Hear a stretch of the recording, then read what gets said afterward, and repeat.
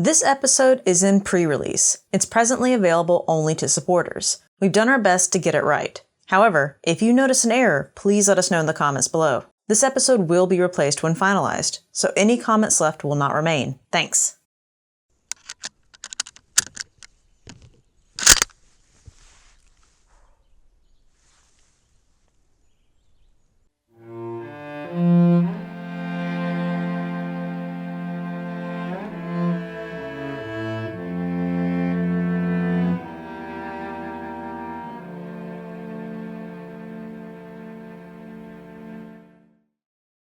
Hi, I'm Othais, and this is yet another foreign name that I am going to butcher, but let's try it anyway. Ratanakosin so nunroi ni sete. I am attempting to say the RS-121, the Siamese Mauser. So, before you get to complaining in the comments, let's get it over to the lightbox. With an overall length of 49 1/8 inch and weighing in at 8.4 pounds, this is definitely what you would think of as a traditional infantry rifle. The magazine capacity is 5 staggered cartridges fed from a stripper clip, and that is of course the 8x50mm rimmed Siamese cartridge, otherwise known as the Type 45. This is a very unique situation because we do not really see modern Mausers with rimmed cartridges. Before we get too deep into the history of this particular gun, I need to clarify a bit about the research around it. You see, the Siamese, or more recently known as Thai Mauser, made its way into the US collector's market back in the 1960s at a time that little information was available. And a great many attempts at explaining this gun have resulted in a number of variant histories. Now, I actually don't mean to disparage any of these, as collector-driven data and speculation can often be the heart of these sort of oddity research arena, right? Now, as time has passed, many previous assumptions have been thankfully able to be dismissed, but others have been more reinforced. So what I'm about to tell you today is currently the best vetted information available, but the research is still often held together by somewhat more tenuous threads than we're used to. So this is another grain of salt episode where hopefully more data will emerge in years to come. All right, good. Let's go ahead and dig in. This is Siam, or rather it was. Since the middle 1800s, it had been losing more and more territory to British and French colonial aggression. Siam's independence, however, was secured precisely because of these two powers' poor relationship. Both empires preferred to leave the little kingdom as a buffer state between their claims. Unfortunately, they weren't really leaving it in one piece over the long run. Siamese political strategies mostly involved balancing cautiously between the two foreign powers, but their monarchs knew this situation couldn't go on forever, so while placating both France and Britain, they quietly attempted to modernize the country, which is really no small feat, catching up technologically, economically, and militarily with the West was a huge endeavor, and it was especially hampered when you couldn't really do it in full view, or at least without making both feuding powers feel that they needed to have equal access to what you were doing and how you were improving. These attempts to remain independent and grow resulted in a number of unequal treaties where foreign politicians and businessmen were not really subject to Siamese law, nor was Siam able to effectively tariff imports. Still, slow progress was made, most of it under the oversight of largely one single king.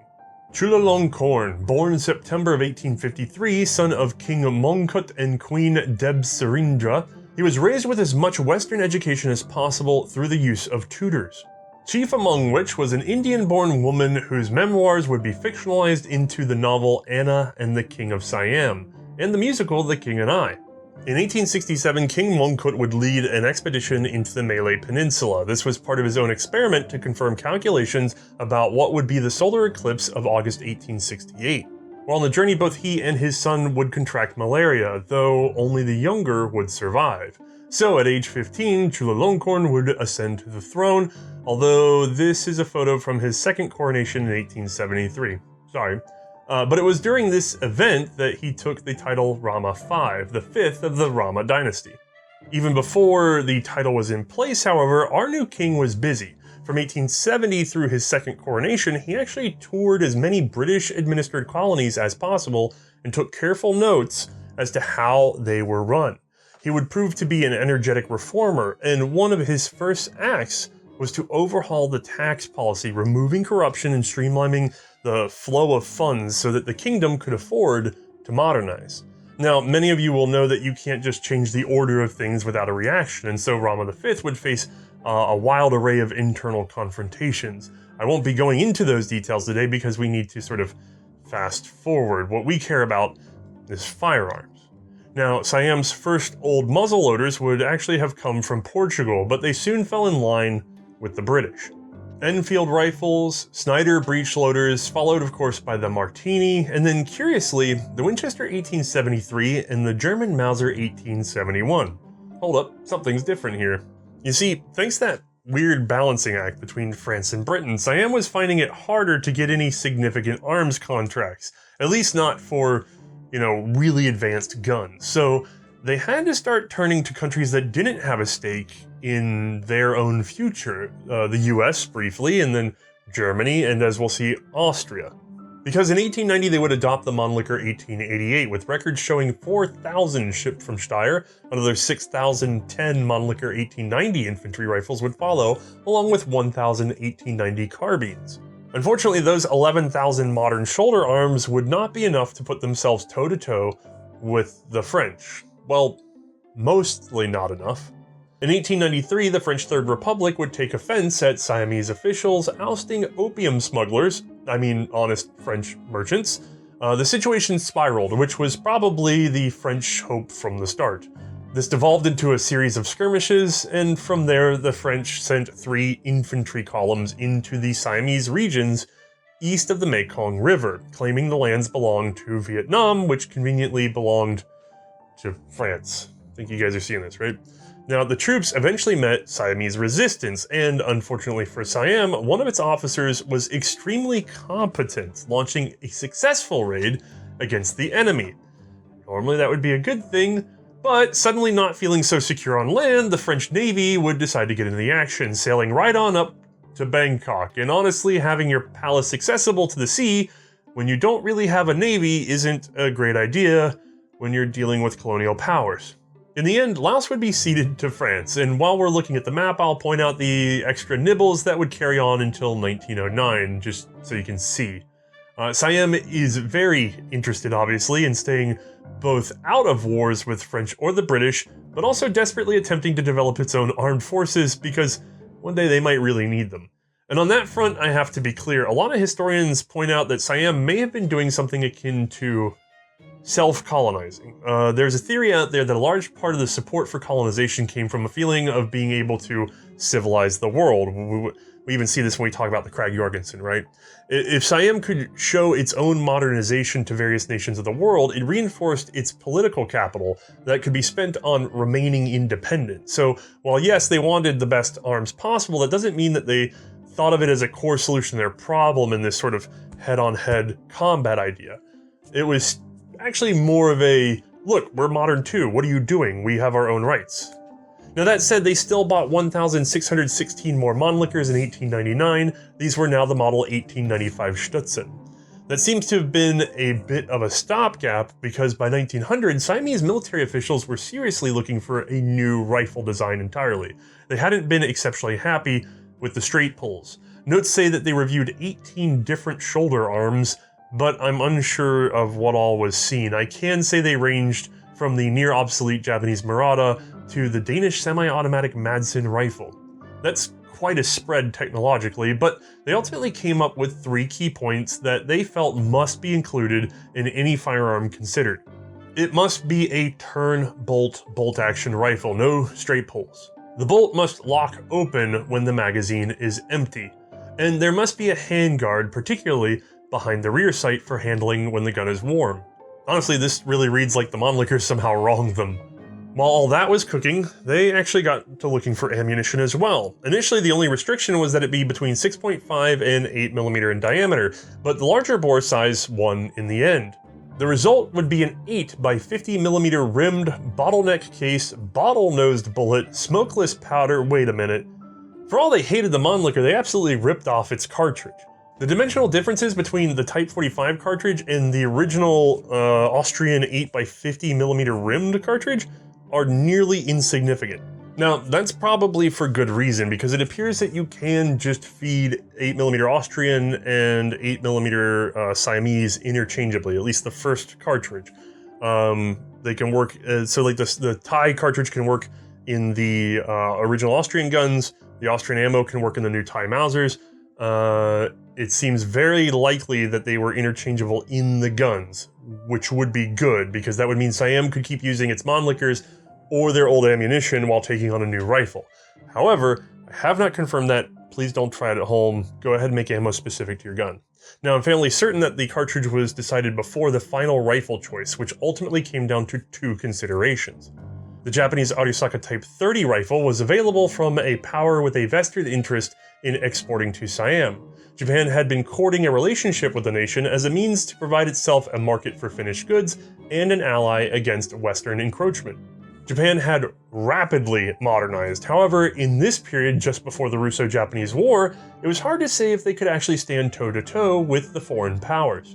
The other interesting rifle was the Swedish Model 1894, or at least that's how it's recorded in the one source that I have.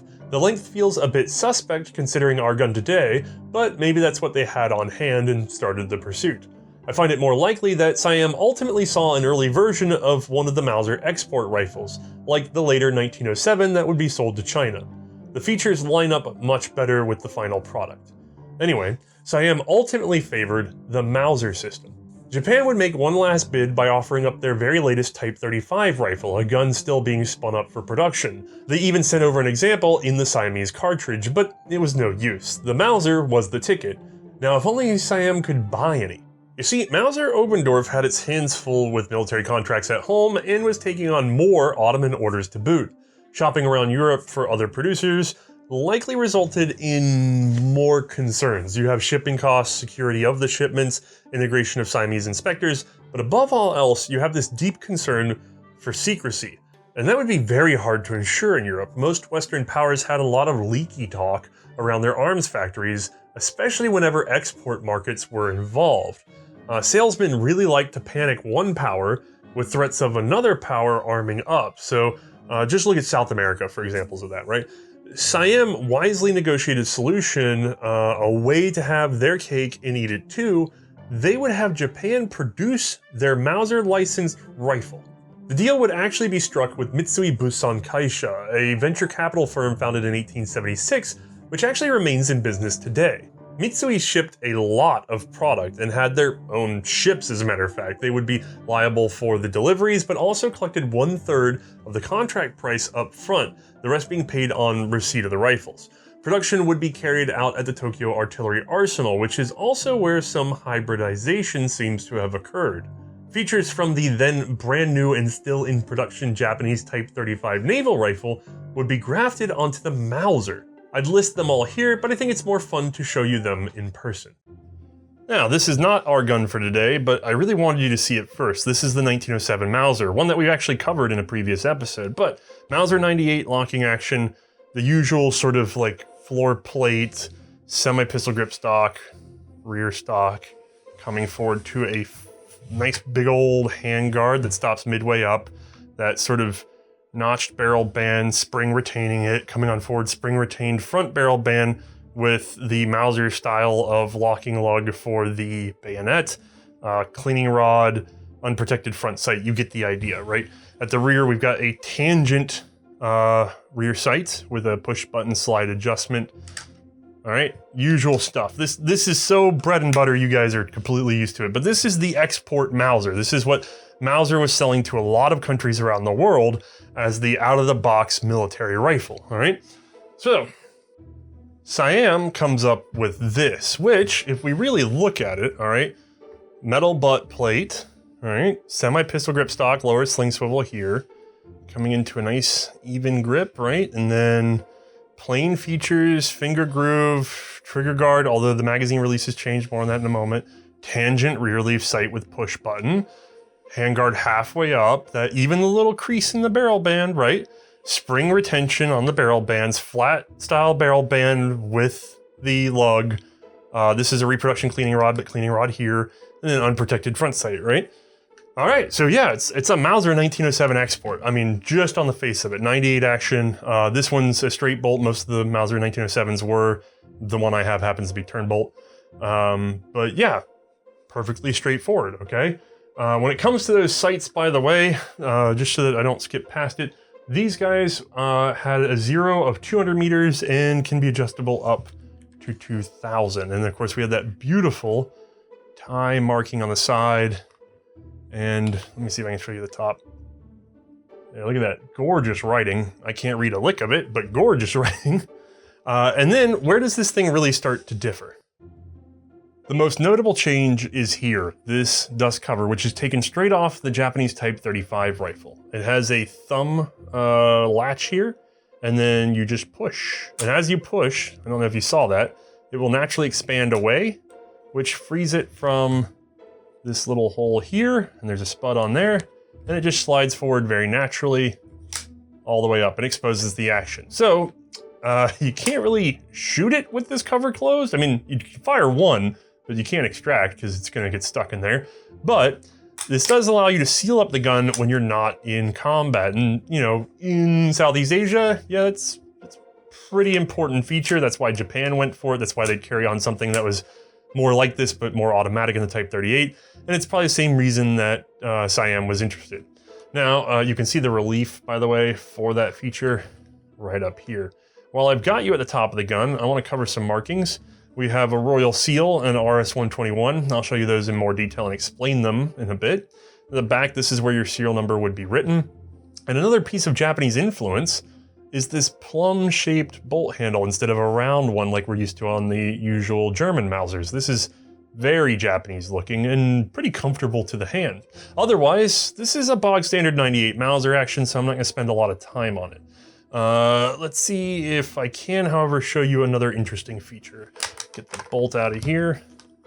And while I still have this particular camera angle, you're probably going to notice something very interesting, which is that the receiver comes back to a point, and then there's a separation and then an added tang. That's because not all of the RS-121s have this tang. Most do, because it was a later edition, and we're going to talk about why in a moment, but that is another Japanese addition. This is very much from the Arisaka lineage of rifles. Deep tang, top and bottom. Another Japanese feature is here, the floor plate release, which, hey, that's much easier than shoving in the bullet tip and moving it back or forth. This comes right away, although it's not hinged, so this is something you want to keep an eye on. Obviously, just like the Mauser and the Arisaka, we've got the V-flat spring with the follower here. This is an interrupting follower, so this gun does lock open on empty. Locked open. And depress the follower, and we're back in there. So, pretty cool. That, of course, being a Mauser feature, this particular one being Japanese. Another Japanese feature is one that you might not be able to see unless you're paying attention to the grain boundaries on this particular rifle. There is a seam here.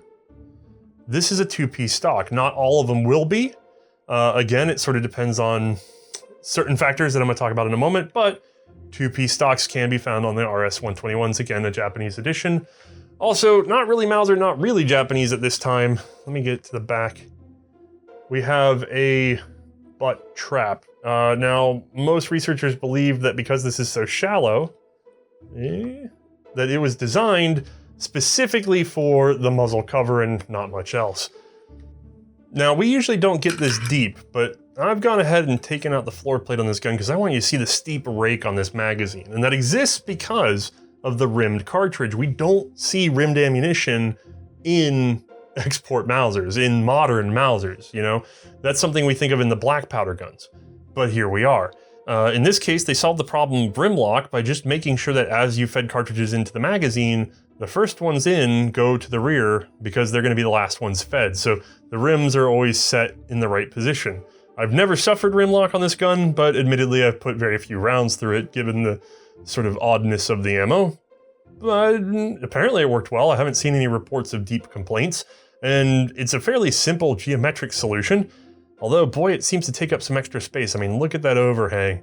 It's pretty wild to look at, and it allows for the follower to have to kind of travel in this really catty corner position. And at the top, you'll find that these have a fair bit of waggle room, more so than other export Mausers that you might see. I should also point out that I am not going to be doing a full bolt disassembly or any of that because it's exactly the same as the 98. However, Siamese Mausers do not share parts compatibility with German Mausers because these were made in Japan. They were not sort of done on the exact same equipment. They were not as religious to the interchangeability with other countries, because why would they? This is Siam's rifle. It only needs to be interchangeable with itself. All right, let's take a look and see how this thing works on the inside. While generally a Mauser 1898 action, the first unique feature of the Siamese RS-121 is its sliding dust cover, which we must press open before loading. While hidden from the outside, the steeply raked double-stacked magazine well is the second major change from a standard Mauser. This shape forces each cartridge significantly rearward as it enters the magazine. That way, the next cartridge's rim always stacks to the front, preventing rim lock when feeding. Otherwise, this really is a bog standard Mauser 1898, although none of the parts will interchange with German production. The gun is locked by two symmetrical lugs at the front of the bolt body, which must be turned manually before you can withdraw the bolt. Here, we have the firing pin, which is constantly being pressed forward by a concentric coil spring, but is held back by the affixed cocking piece, which is, in turn, held by the tipping sear. Pulling the trigger causes it to first brace both of its upper bumps on the underside of the receiver. This is the first stage of the pull. Any further, and it leverages the sear downward, releasing the cocking piece and firing the rifle. This action is cock on open, which means the cocking piece is cammed back as we open the bolt. The mechanism is simple, a set of opposing diagonal planes, one on the cocking piece and one on the bolt body. When we bolt home, the cocking piece again snags the sear, coming back just a little bit further. The cocking piece rides inside a larger cocking shroud, which also carries a safety flag. Manually turning the safety 180 degrees rotates a semicircular plate into the path of the cocking piece. This plate has a sloped surface, which presses the cocking piece slightly rearward, disengaging it from the sear. The tip of the safety is half cut, and when on safe, it turns into the bolt body, preventing it from rotating and therefore locking the bolt shut.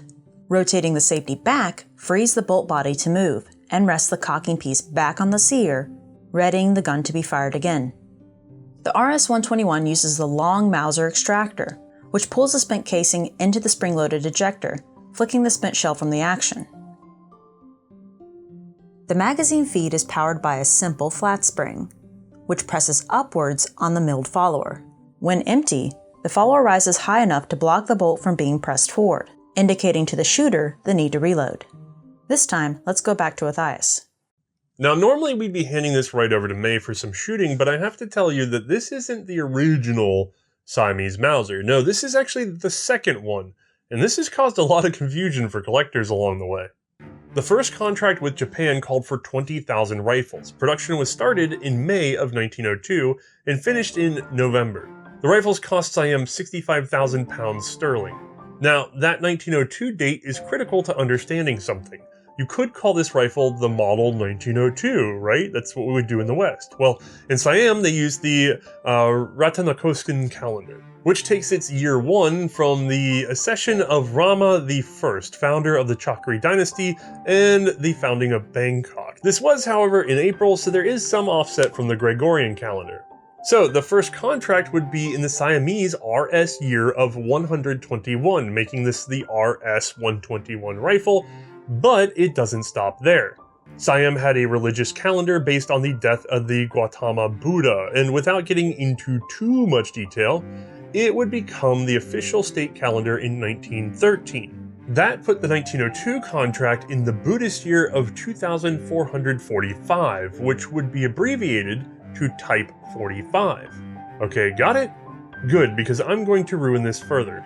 Like I said earlier, this is not the first rifle, so therefore not the model 1902 or the Type 45, but this is an RS-121 because history hates you. Actually, this is one of those Springfield 1903 things. Recall, the US had adopted the Springfield 1903 short rifle with its spike bayonet and .30-03 cartridge in 1903. Then they modified it in 1905 and changed the cartridge in 1906, forcing a major overhaul and rechamber program. What did they call the new 1906 model? The Springfield 1903, of course. So, much less severe, but a very similar issue here. You see, having received the first contract, Siam noticed some issues, and Japan was happy to help resolve them in the second contract. Started in May of 1903 and finishing in November, these 20,000 additional rifles now made for a total of 40,000. This time, Siam only paid 60,000 British sterling pounds. So, what were the changes? Well, you've technically seen them all because the gun I have here is from the second contract, but let's review.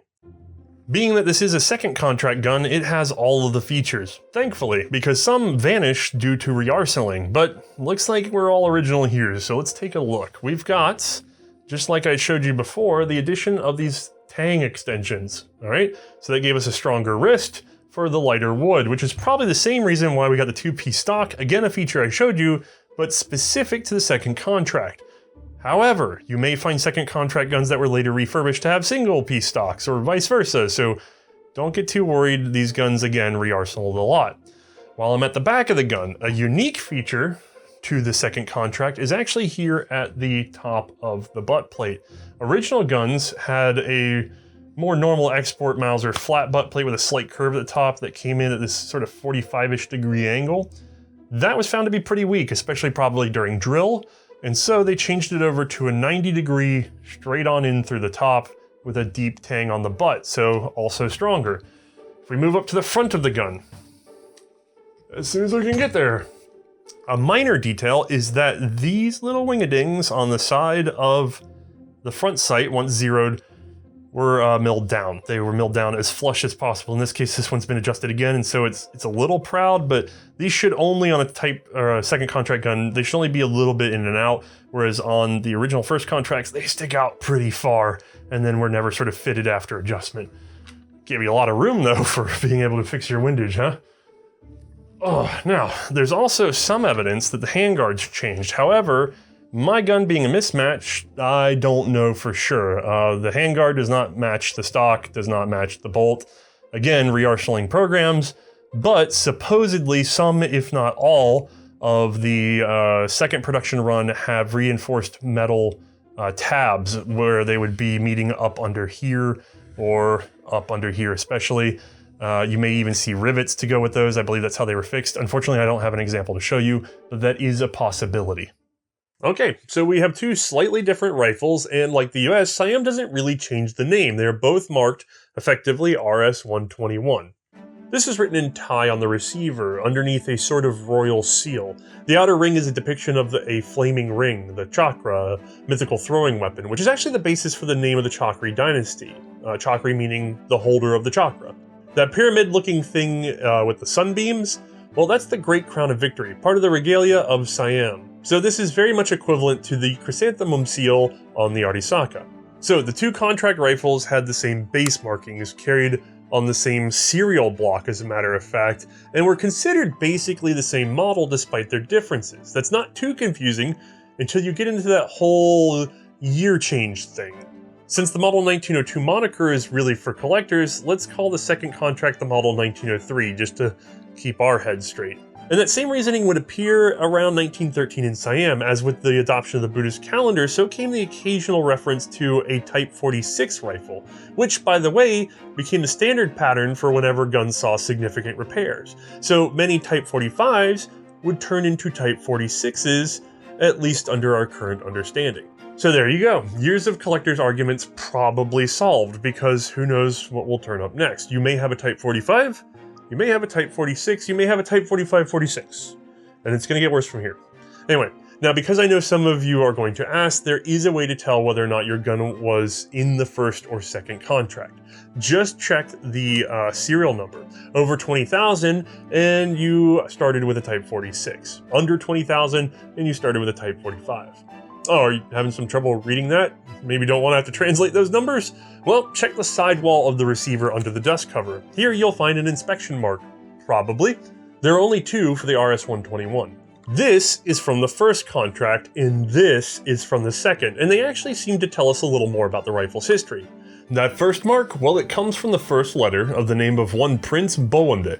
The second is likely a stylized symbol for the Siamese army, so not sure who got to do the second contract, but back to the prince, because his story is fairly interesting. I'm not even going to try butchering this guy's full name. All you need to know is that this noble of Siam was recently promoted to lieutenant colonel, like right as the first contract started. Apparently, Boande was sent along with another lieutenant colonel, Chitade, to the Tokyo artillery arsenal in Japan in order to inspect the Mausers under production. The route they took was circuitous and anonymous. They traveled dressed as civilians, avoided conspicuous hotel stays, and once in Japan, they favored renting a small house way out of the way of prying eyes, and even came and went from the arsenal without a stitch of official dress. Both men were apparently English speakers, which came in handy since one of the lead Japanese engineers also knew the language.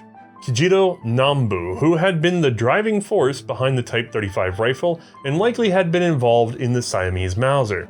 As a matter of fact, it's a personal theory of mine that Nambu drew inspiration from the Siamese contract, especially given the number of Mauser features that found their way into the Type 38 rifle. I mean, the tooling was basically already there for him to tinker with. Now, returning to the point of secrecy, all that effort was expended so that the British and the French couldn't find some excuse to get their dander up and interfere with the rifle deliveries. Either power would not like the other players helping Siam enforce its own sovereignty. Once completed, each delivery of rifles was essentially smuggled into Siam. Again, this was made easier with the involvement of the Mitsui company as a front. Alright, both rifles are in hand, and now we can let Mae finally shoot this particular one. This rifle normally uses a stripper clip. However, we were sadly unable to find one, so it's single loading for me.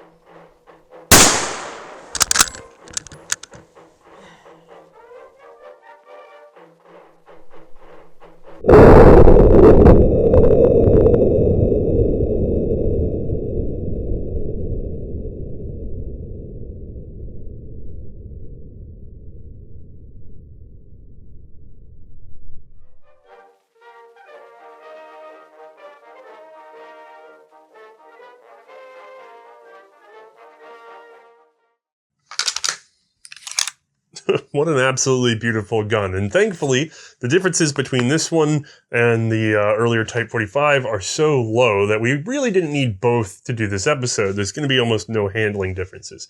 However, we did miss out on something because there was a third original Siamese Mauser.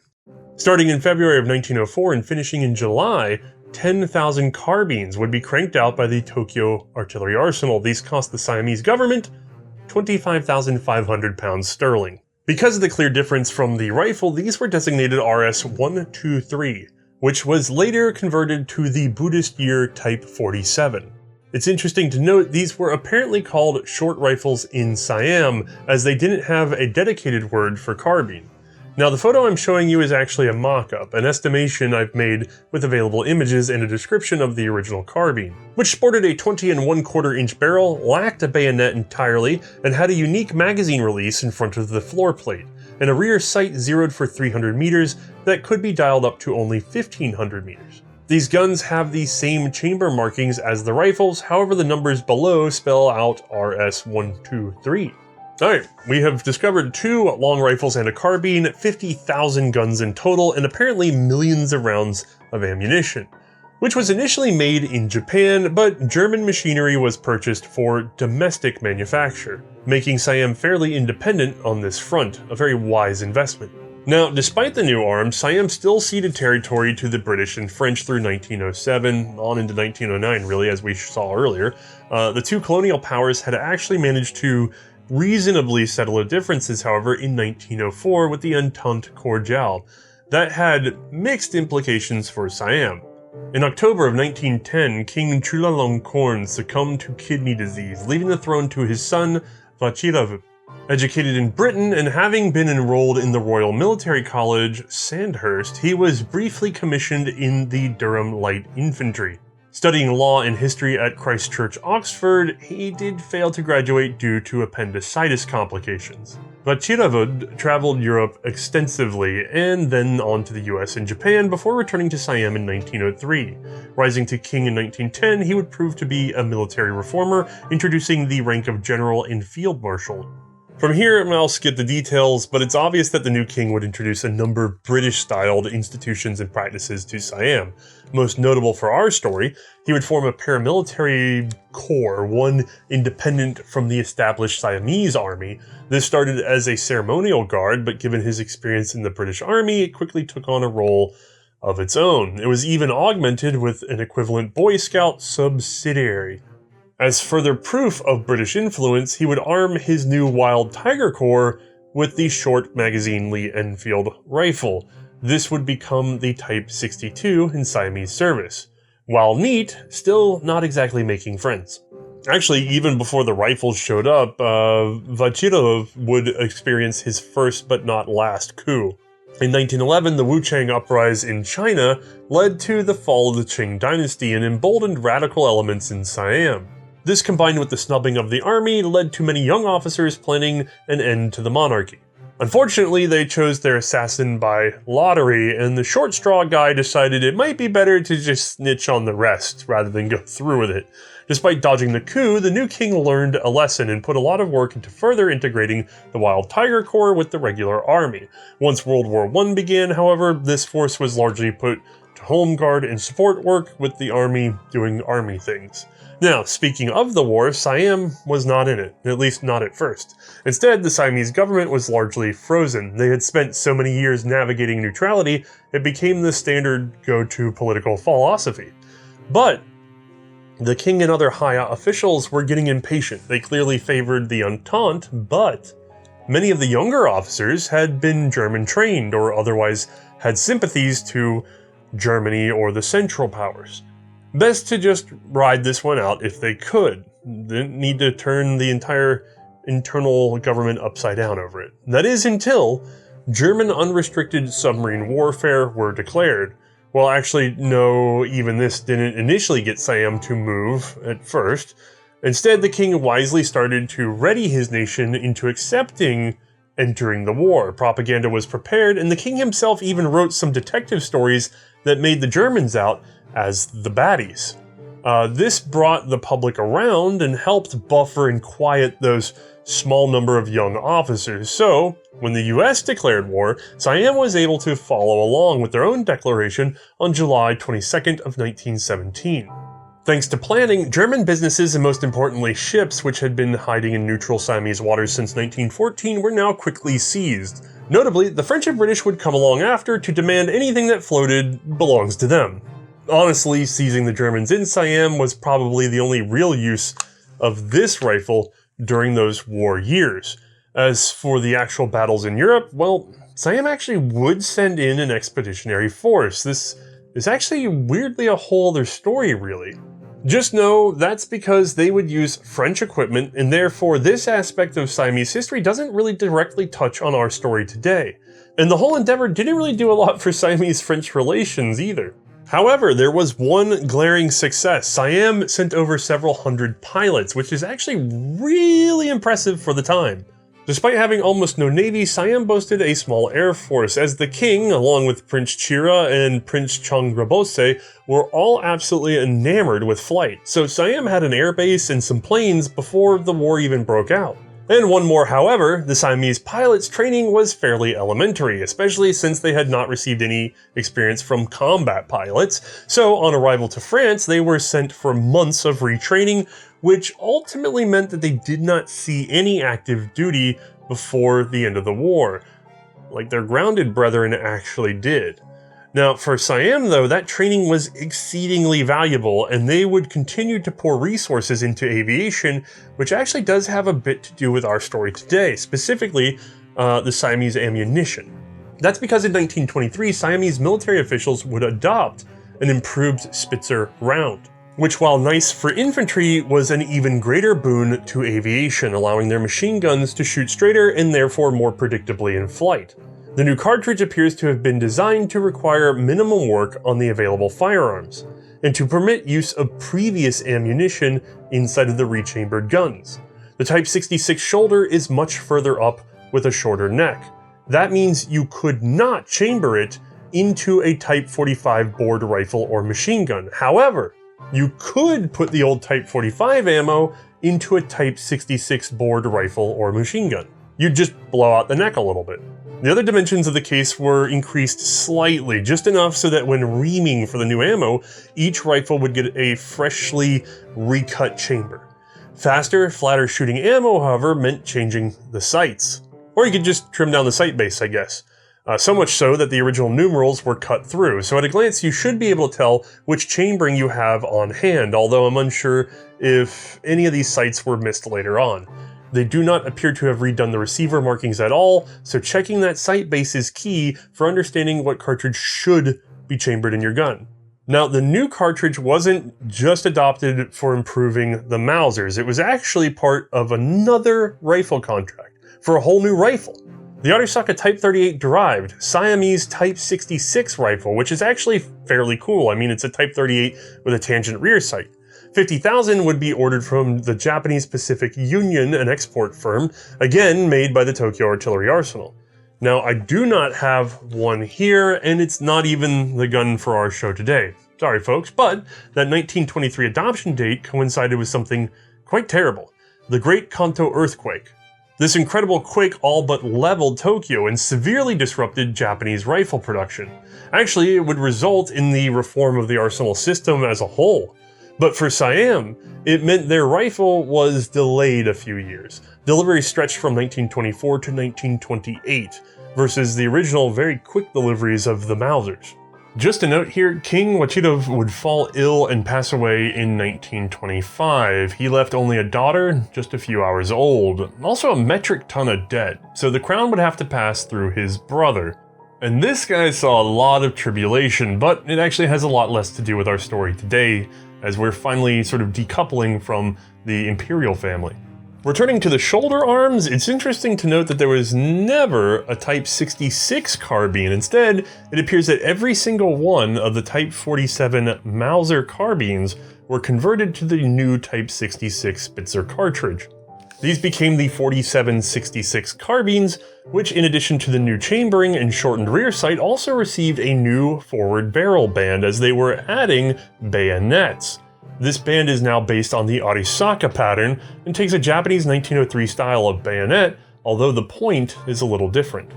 An additional purchase of 5,000 extra bayonets in 1928 seems to bear this claim out. This program was likely due to the financial crisis that was enveloping Siam and honestly, much of the world at that time.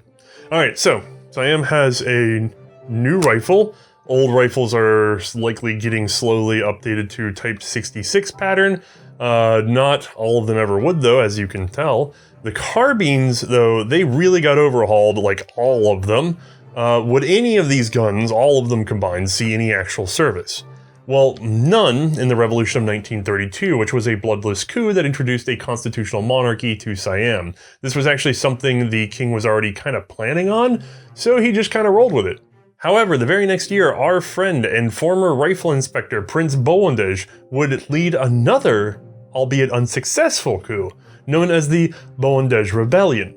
Rallying aid in the provinces, the prince would demand the return of some powers to the crown. Neither the rebels nor the government really wanted to square off, and the situation remained precarious until blows finally started to be struck.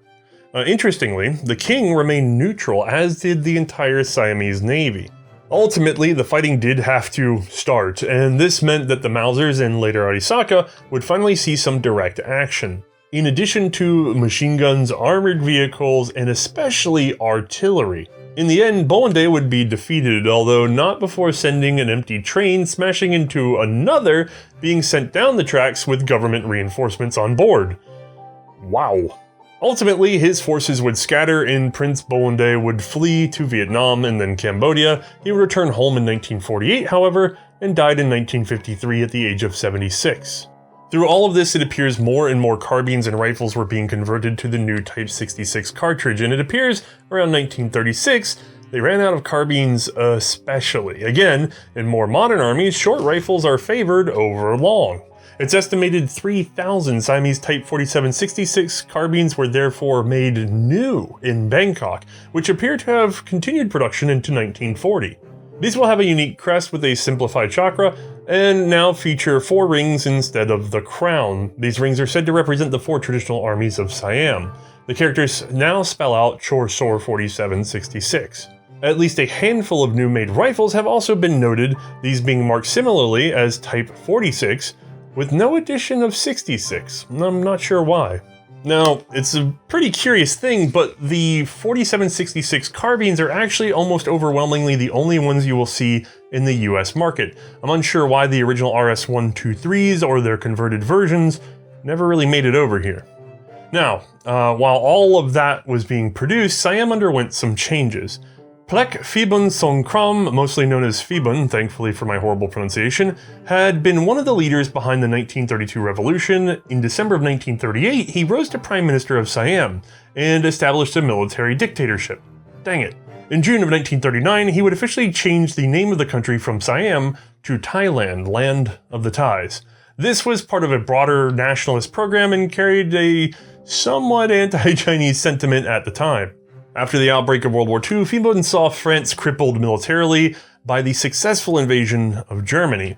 This was Thailand's chance to reclaim some territory, and with the Japanese invasion of French Indochina in September of 1940, anti-French rallies were held in Bangkok, and several border skirmishes erupted along the Mekong frontier. These eventually evolved into an air war, which again goes back to that earlier investment that Thailand had made into dominating the sky in its region.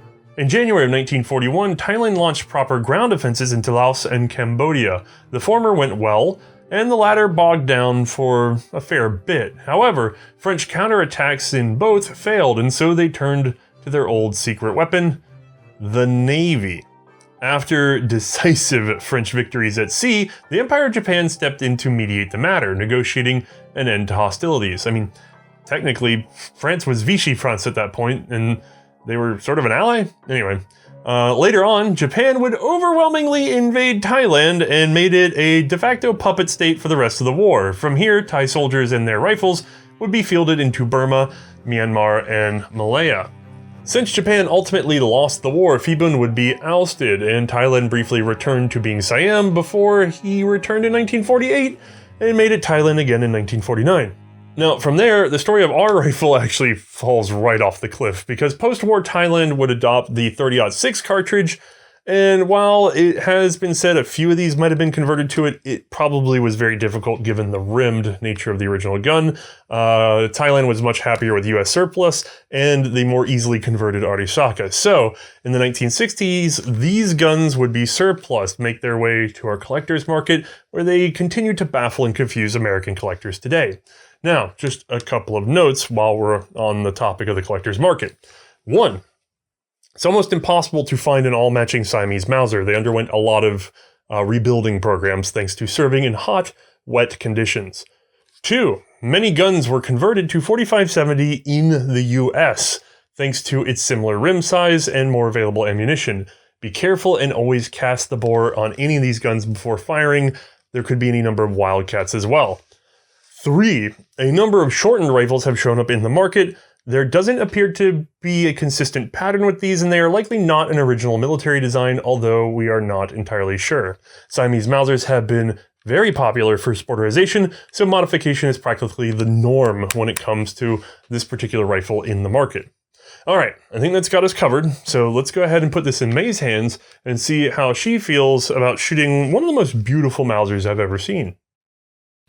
All right, gang, we've made room for one of the most beautiful things I've ever seen in this world, and Mae. Yeah, I knew that wasn't me. I already knew. How do you feel handling the Siamese RS-121 second contract, making it the Type 46 Mauser? Boy, this is a lot, isn't it? Yeah, it's a title in and of itself. Actually, this one we have kind of had around the house for a while, but I can't say I've handled it a lot. Didn't you pick this guy up personally a while ago? I think I found that before I ever met you. No. Yeah, oh yeah. You had a few guns before you met me. Yeah, but this is an early one for me. So this is my RS-121. Yeah. I bought it easily in the first 5 guns that I ever bought. Did you know what it was when you got it? Yes-ish, as much as anybody could at that time. Okay. I believe the reason I knew anything about it was because of bolt-action military rifles of the world. I was a very early collector then. And that was a pretty good first book to start on. Yeah, and all I know is I bumped into it for a low price at a gun show, and I noticed that the rear sight was intact, which at the time I did know that meant that it was not updated to the new cartridge and that was a less common thing to find. This long tangent sight down here? Yeah, well, the rails for it. Oh. So you could see the full characters. So that made me grab it. And then I've just sort of had it since then. And I don't know, I've just always found it to be a beautiful gun. And actually, I never even got to shoot it until this episode. It had some light surface cracking in the wood. So that had been, I mean, I did my best to glue and patch that. And it looks like it didn't separate at all. So Yeah, it looks like they held all right. But this was one of the few occasions where I get to, shoot my own gun. It's been a long-term project because these are so poorly understood. For those of you who just watched the episode and never heard of them, congratulations, you skipped a lot of suffering because... On your part, having to try to find that information, yeah. It used to be the whole thing was like, well, the gun's the Type 46, but the ammo's the Type 45, but no, there is a Type 45 gun, but no, there's not. But then there's a 45-46? Right. Yeah. So... that hopefully it's a lot clearer now that there's a 45, 46, 47, and then 45's got upgraded to 46, and then all of them got upgraded to 66. And now there's a carbine. And then you don't even get into the part of like, well, is it Siam or Thailand? But like, just so hard to just name a gun. Whenever you see the long gun, unless you've accidentally wandered into one of the very, very rare long rifles that were produced in Bangkok. In the 40s, right? Right, yeah. Like in 1940, essentially. Oh, okay. Unless it's that one weird gun, you're probably dealing with an RS-121, and that's the safest way to talk about them. But let's go with the Mae route. Why don't you describe this gun for us? So, all right, hear me out on this one. We've got effectively a long... Yeah, I think it's 50 inches or so. Yeah, long rifle. Balance is pretty decent just in front of the mag. We got a semi-pistol grip. Pretty decent long finger groove. Not a full stock, but at least a decent size handguard on this guy. And then we've got this Gewehr 98 action. I'm not going to lie, if you take off the dust cover, this kind of just looks like an export Mauser. Yeah, it's definitely an export it's like the 1907. It really is in a lot of ways. You can tell that Siam went to the international market and tried to purchase a rifle, and it's interesting because the history that's available to me is that they started with the Swedish 94, which might tell us, it may come out that they were researching their guns a little sooner than we thought, because you cannot tell me that they did not just go out and purchase an export Mauser license. Pretty much. The problem is they couldn't get them made overseas, so they had to have Japan make them. So none of the parts that I know of are interchangeable between these two guns, despite how similar they are. Here, let me set this down. And actually, technically, what I was holding was a 1907, and this came a little before that, but they were already trying to sell those that early on. Yeah. It's just that it took a few years for these to start actually selling. So you have what is essentially very early export Mauser styling with... a dust cover. Yeah, but before we get to that, really tell us what's on it, because some people might not have seen the export Mauser episode. We got semi-pistol grip stock, mostly full-length stock, half-length handguard. What's up with the rear sight? Yeah, we've got this tangent rear sight with a barleycorn front sight, which that's a pretty clean read to me because it's a decent V-notch, opposite. Not ideal, but great. Yeah, it's okay. It's not bad. Flat, it's not interrupting your aim. No, and it's definitely not going to get easily damaged. Like, this feels pretty stout. Like, it's pretty resilient, I think. And this is a cock-on-open Mauser 98 action. Yep, with a flag safety in the back. All things that we're quite used to. Now, this is a gun... Oh, go ahead. Oh, I'm sorry. I just because you're talking about safety. Sure. This is a gun that underwent a lot of refurbishment over the years. And that usually means something when you deal with Mauser flag safeties. Wait, Really? Turn that safety. Let's see. Oh, like butter. Okay. Because you see the Spanish guns go through the same thing, right? And the Mauser flag safeties on those and the Argentines and all the other stuff, they're usually horrible because they're worn down. So Siam apparently paid close attention to their tolerances Yeah, they're when not they did bad. this. Really isn't. And there's nice thumb relief here for thumbing in your rounds pretty easily. Yeah, if only we had some sort of stripper clip apparatus for That that. would have been nice. Unfortunately, they're like stupid rare and expensive. I tried getting a hold of one. I tried getting a hold of at least what I thought would work. Because This is probably like the first time you've ever, like, it's just come up that it just ran out of time. We're able to get a hold of one. I couldn't do it. No, we got someone was claiming to have one. I knew it wasn't one on looks, but I thought dimensionally it would work.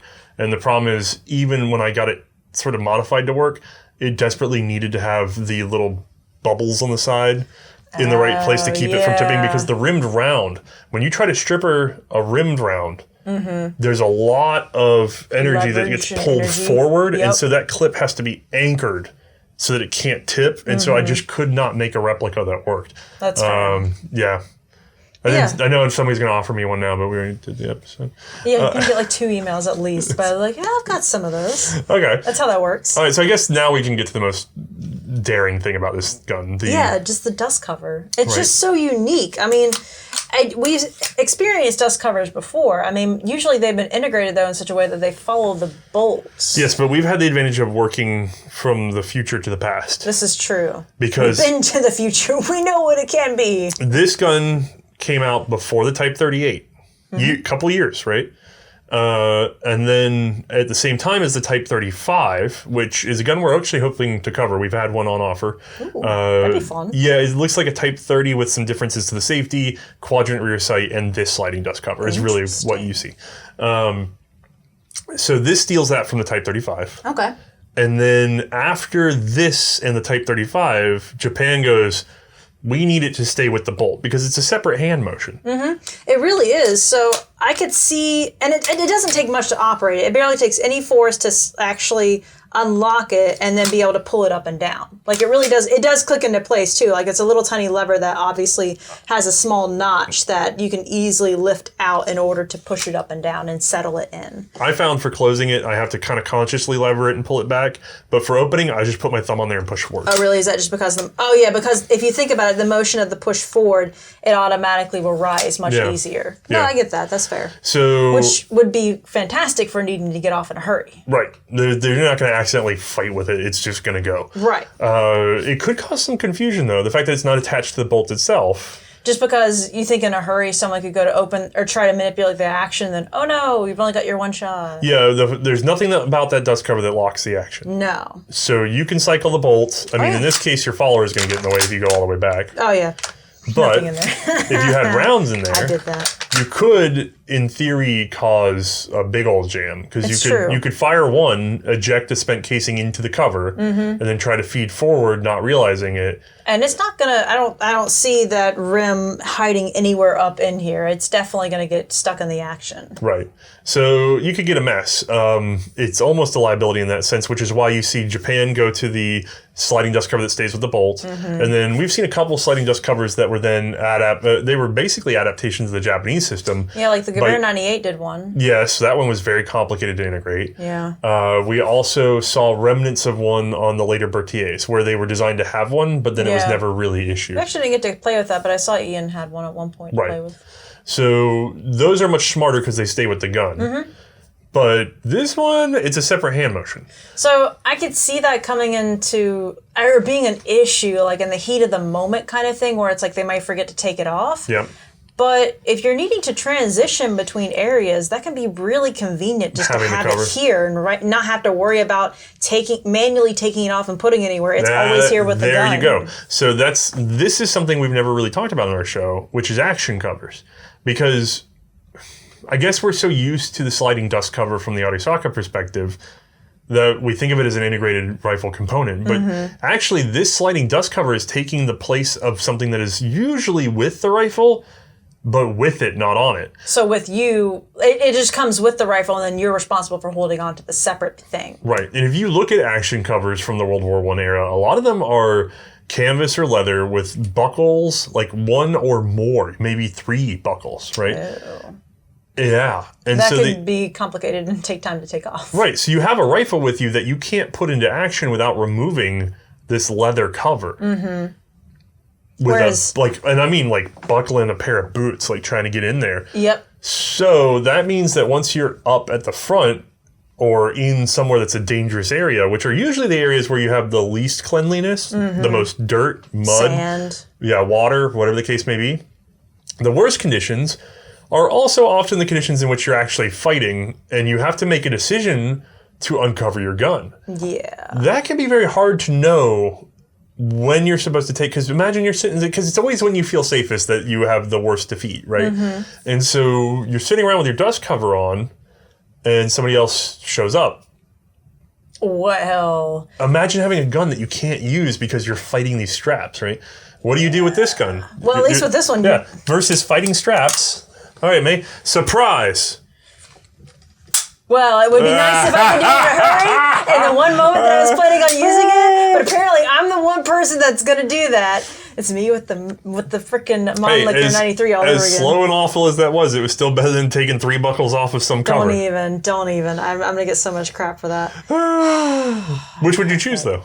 I would still pick this. Yeah, I'm frankly surprised this isn't a more common feature at that time. It could be really convenient. And on top of that, just considering some of the conditions that, a lot of the players are in. Making your troops feel safe using protective equipment for their gun is also going to preserve the gun better. Yeah. So, smart all the way around. I actually rather like this for how uncomplicated of an addition it is. Yeah, effectively, all I'm looking at is covering that up. If I've got a strap, I just strap this onto my back. I'm already ready to go. Yeah, that's it. I'm done. It's one little training point, and otherwise not a very dangerous thing to add to the gun. It's not causing a lot of confusion. I like it a lot. Yeah, very straightforward. I guess we talked about the cover enough, but yeah, hey, it's we the don't only... need to talk about the gun at all. So, yeah. To be fair, we did pretty much talk about it because it is effectively what we said. It's an export Mauser, and aside from the fact, the only other difference really is that it's got a rimmed cartridge. It's a rimmed 8mm cartridge, which it's...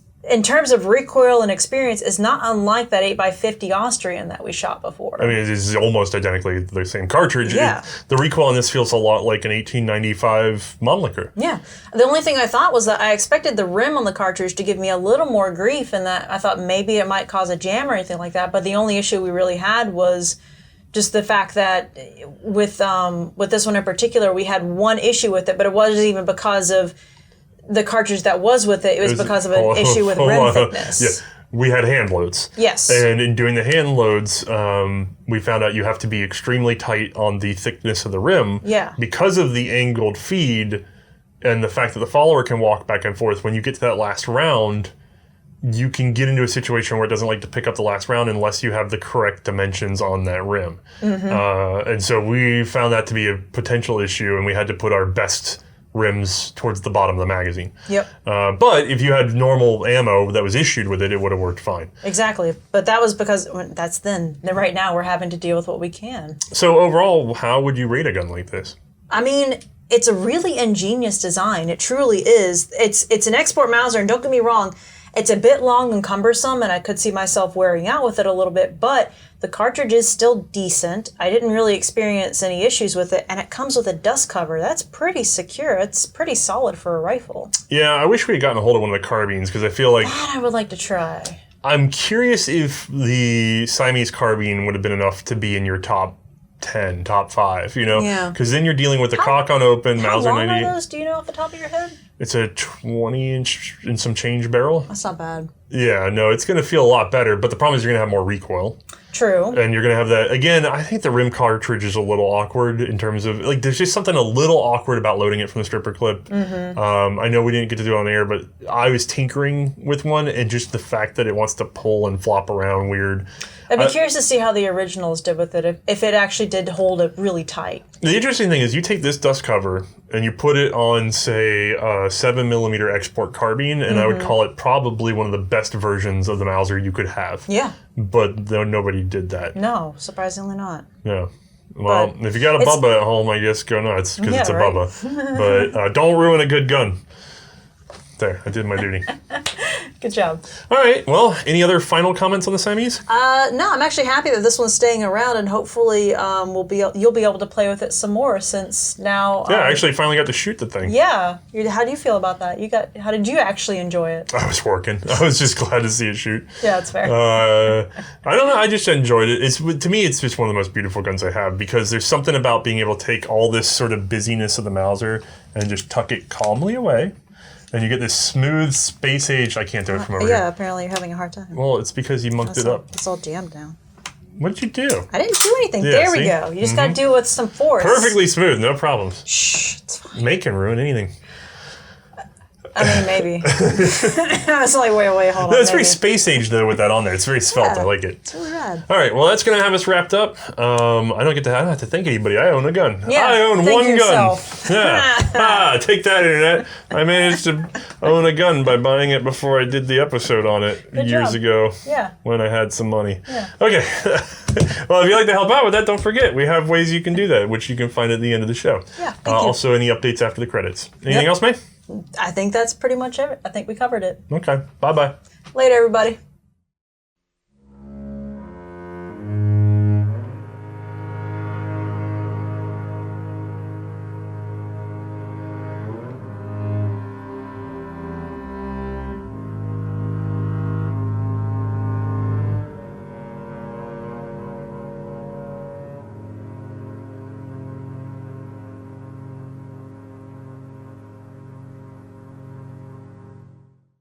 Special thanks for research on this episode goes out to our own Space Cowboy, who has conveniently been keeping an updated article on Surplus. So, if you're watching this later on, maybe check in and see if there have been any new discoveries. Also, special thanks to Allan Francis for his years of work on this topic. He's definitely been an inspiration to niche researchers thanks to his articles through Bonsai. Maybe we can bully him into a proper book on Siamese small arms.